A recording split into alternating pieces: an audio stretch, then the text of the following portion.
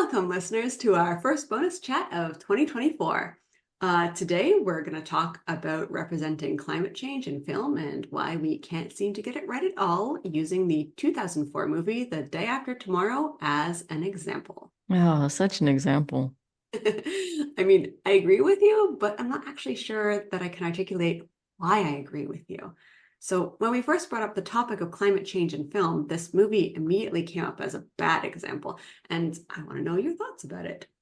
For those of you who've been lucky enough to never have seen it or to have managed to erase it from your memory banks, The Day After Tomorrow was a typically not particularly subtle Roland Emmerich disaster movie. Its disaster was climate change, which it dramatized by showing climate change tipping Earth into a catastrophically abrupt ice age.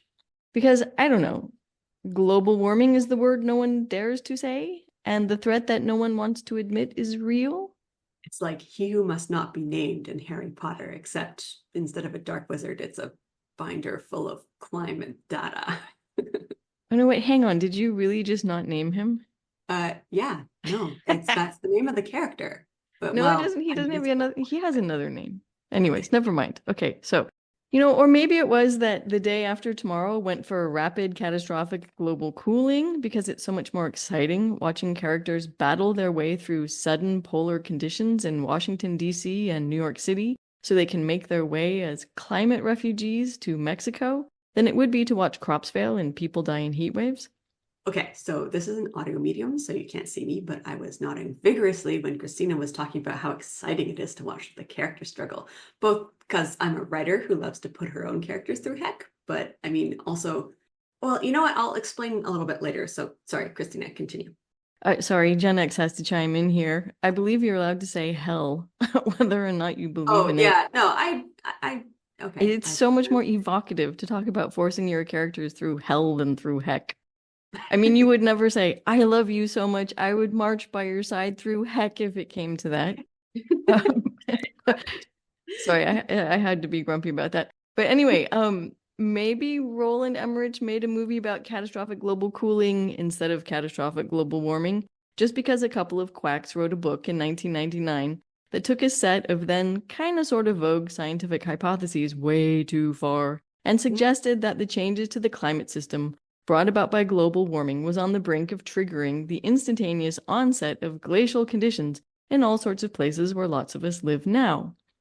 And maybe somebody told Roland Emmerich about that, and he thought, well, wouldn't that be fun? Let's make a movie. Oh dear.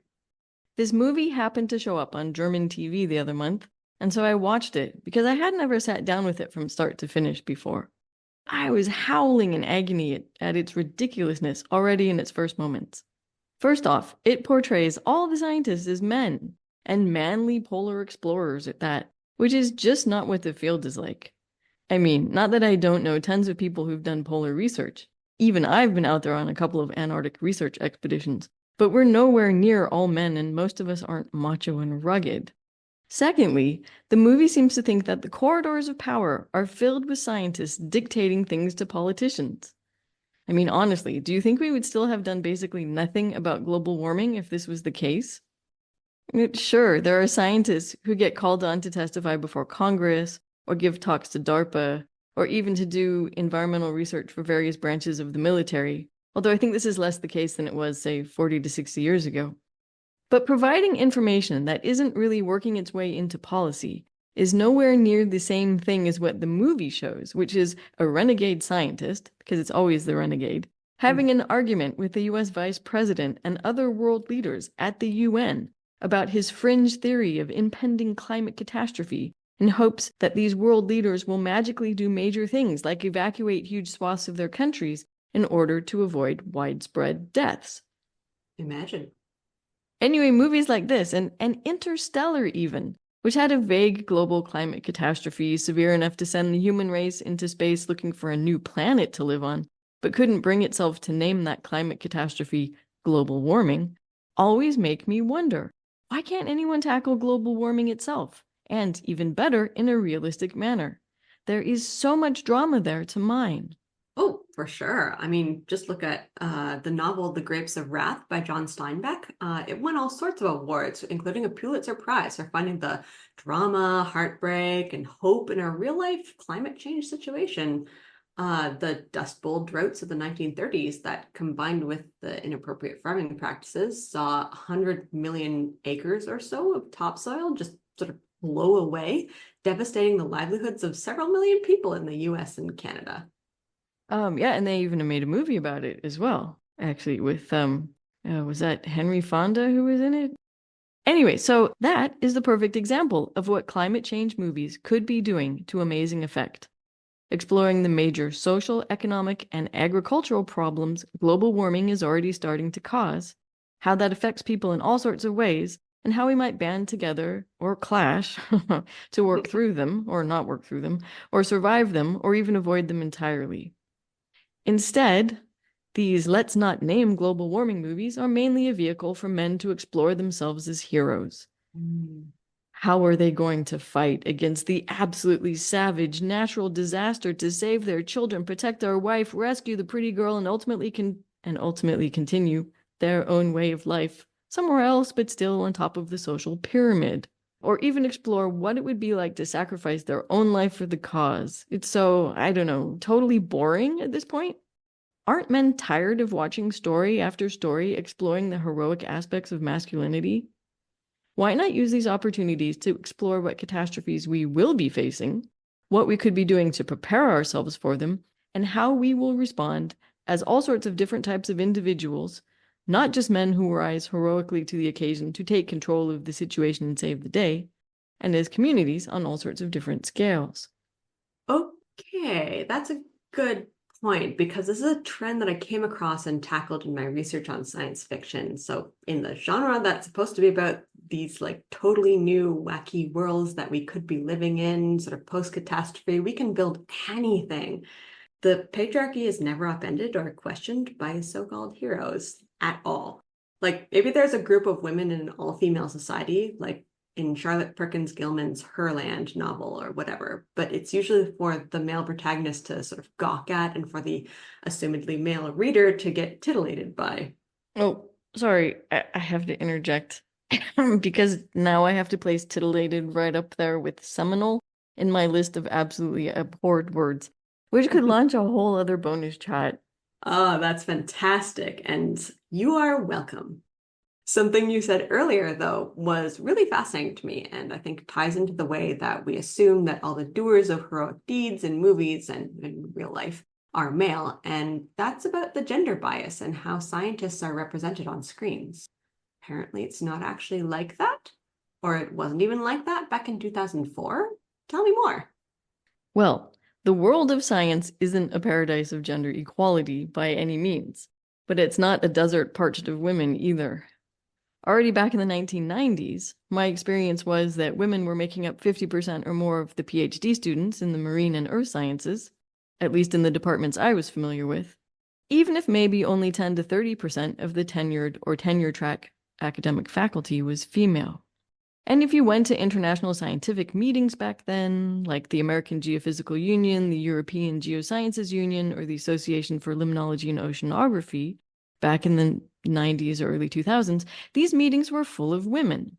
Okay, the old professors at the meetings were mostly men, and most of the women were young, enthusiastic students, postdocs, and junior faculty. But they were also doing a good chunk of the chairing of sessions and of giving of talks. But there was also a serious core of women professors who had so held their own, and then some, that even a room full of men would hush reverently when they stepped up to speak. I mean, it was really an amazing thing to watch, because, men didn't do this to other men. That is just so cool and so contrary to what we're shown over and over in film and TV and narratives, even when they aren't about climate change. So we always enter into these imaginary spaces of story just accepting that men are going to be the experts and the dominant holders of knowledge and the potential saviors of the human race. And it's annoying, frankly, because it's so wrongheaded. Women and gender nonconforming folks are and have been at the forefront of the protection and conservation of water and wildlife and green spaces for a long time now. There's a reason why the term ecofeminist exists and is still such a strong vein of criticism. Like maybe it's because historically women in the West, at least, have been associated with the land and with animals in a sexist way to deny them things like voting rights and spiritual leadership. But because of that, there's this sense of empathy and connection that runs pretty deep there. Heather Murray has a really good article on this called Women in the Wilderness that examines this parallel. And I also want to mention the fact here that Indigenous women, at least in so-called Canada, hold a duty of like water keepers or water protectors and have historically advocated for respect of water specifically. I'm not an expert on this, but I do know that some Indigenous women have spoken up for water rights in Canada, a lot of Indigenous women actually, and become fairly well known for it, including Autumn Peltier and Josephine Mendeman, who is more local to me. Not all women are Earth mothers, by the way. That's not what I mean. Everyone expresses their sex or gender differently. And yeah, I'm going on a tangent now. Sorry. No, that's okay. It's all interesting. But the weird thing is, I'm not sure that men are necessarily allowed to be the keeper of knowledge in movies. The saviors of the human race for sure, just like Jesus, but not because they're necessarily holding any special knowledge.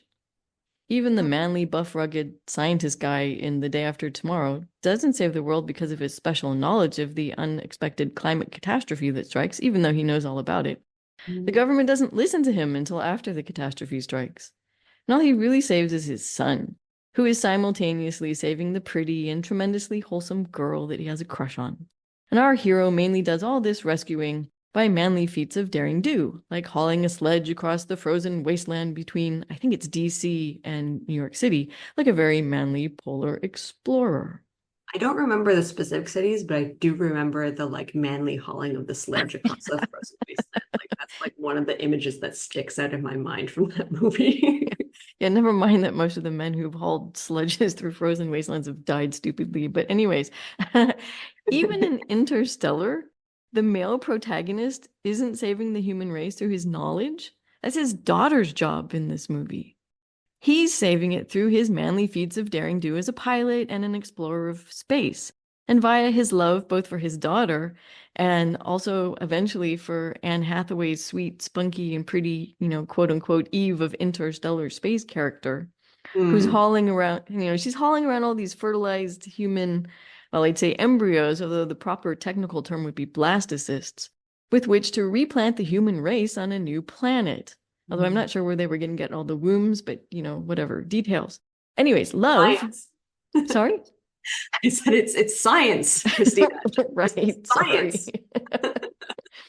But anyways, right? So love being in science fiction a fundamental force in the universe on par with gravity and electromagnetism. And I will stop now before I start ranting about this. But this view of love in science fiction drives me absolutely bonkers. I mean, that's a bonus episode idea. Ah, okay, maybe for Valentine's Day, if you want to hear Christina rant and rave about this.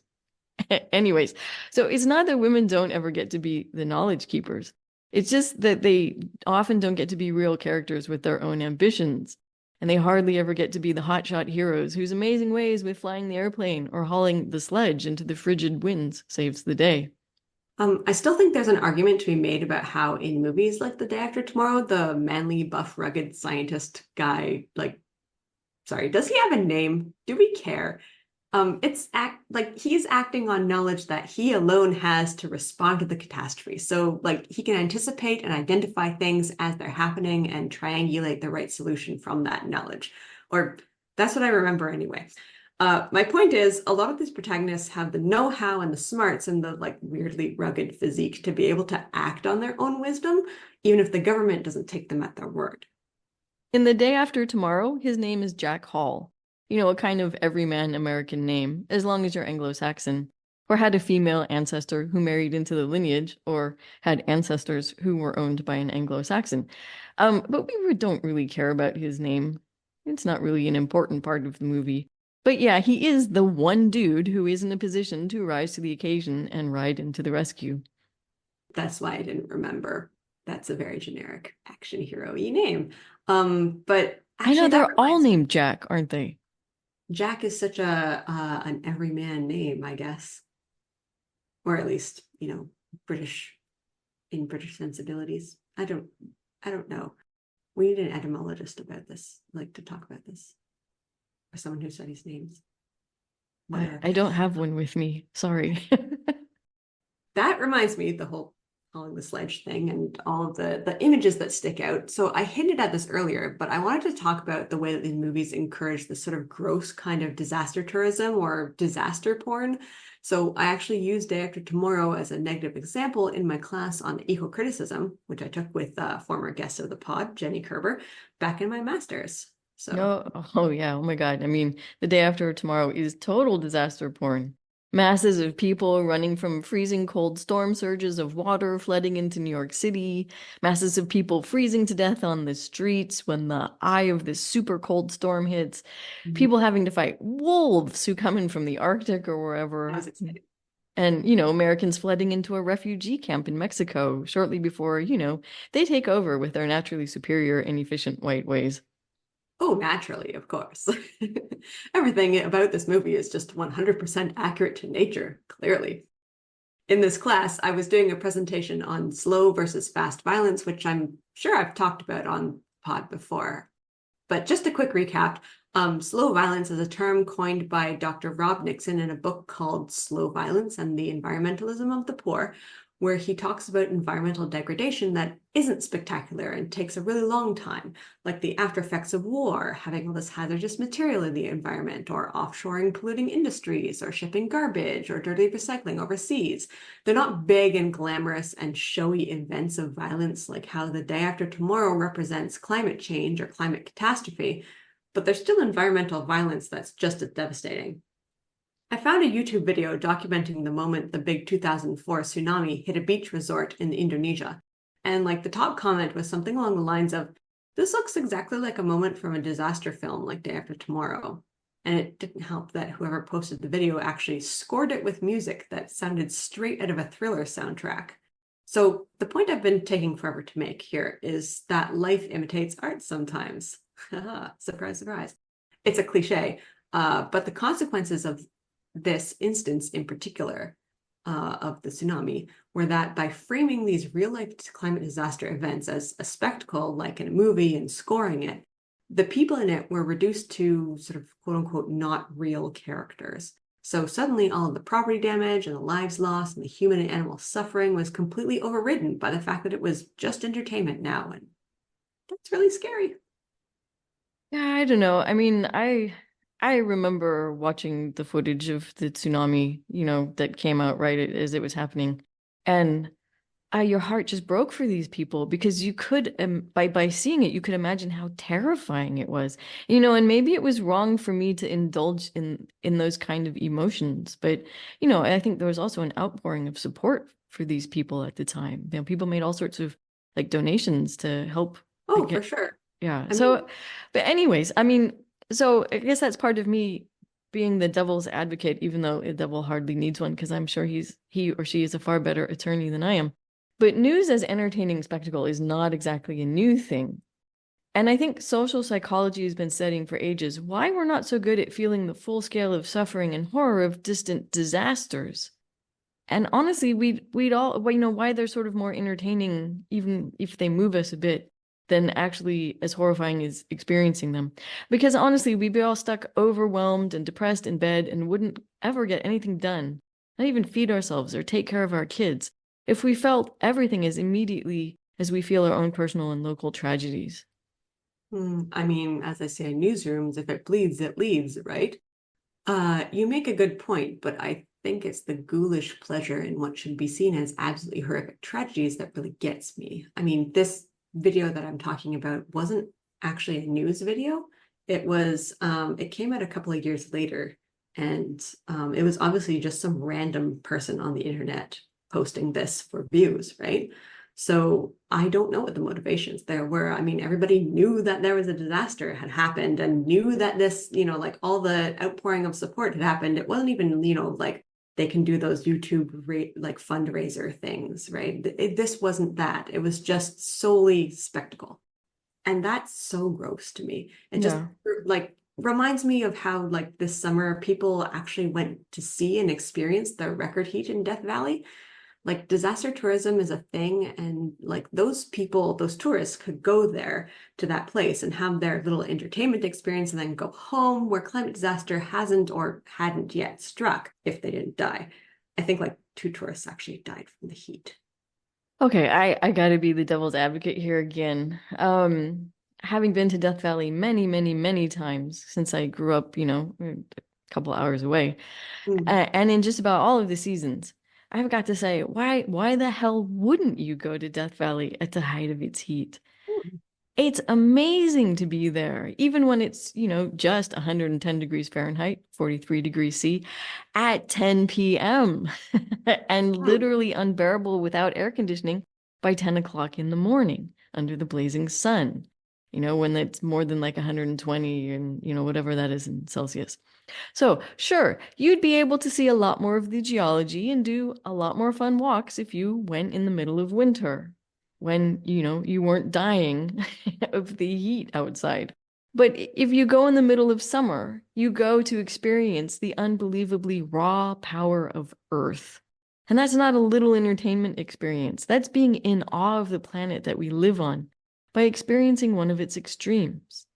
So I have every respect for people who want to understand their planet like that. And in Death Valley, at least, you're not gawking at anyone experiencing a natural disaster.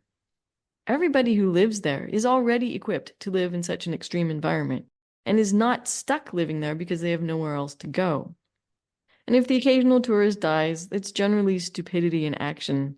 People Mhm. going off-road in vehicles not equipped for it and without adequate supplies for surviving the heat, like tons and tons and tons of water.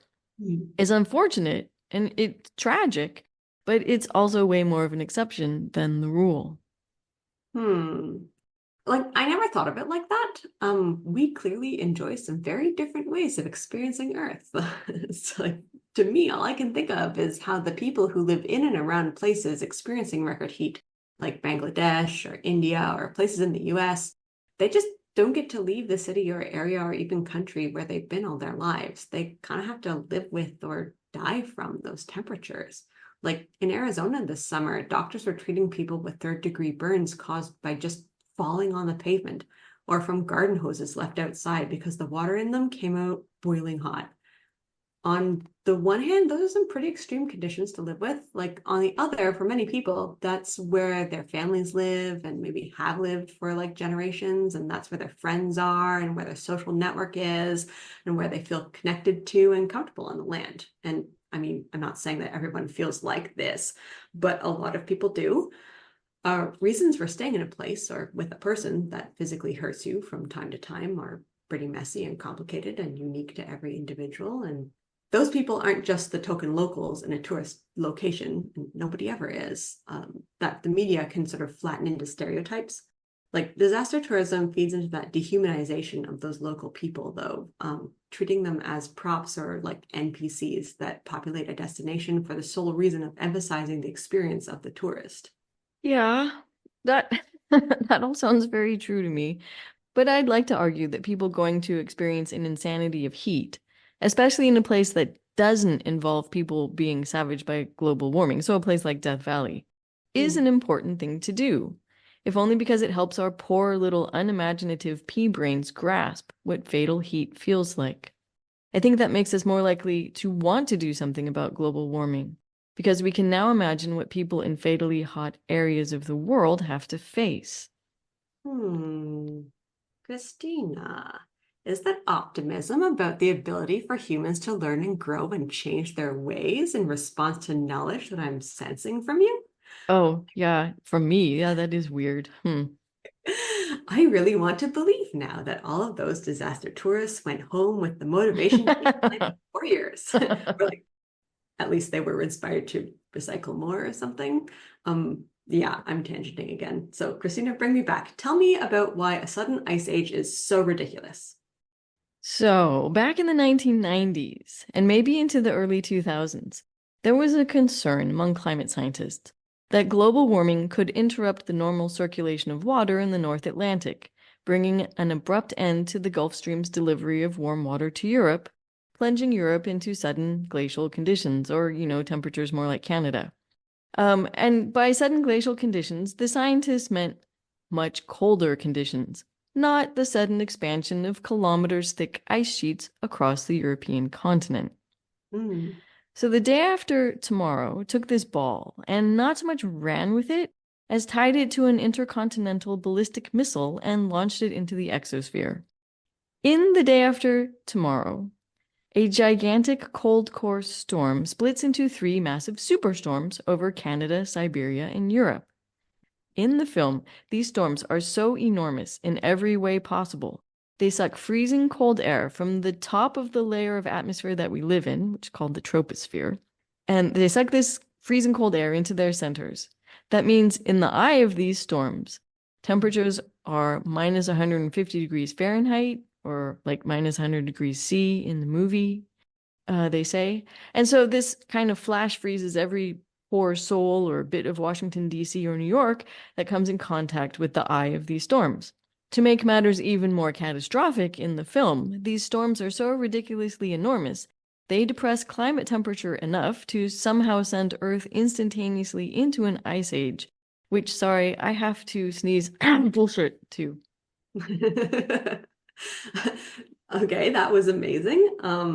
Please tell me more. Why is that premise so full of silliness? First of all, the northern and southern hemisphere, so both hemispheres of Earth, are already glaciated, Hmm. right? We don't think of it that way, but we are already in an ice age. But okay, if you use the term ice age to mean the conditions of the last glacial maximum of 20,000 years ago, which is what people think of when someone says ice age, when you had ice sheets all over Europe and Canada and so on and so forth.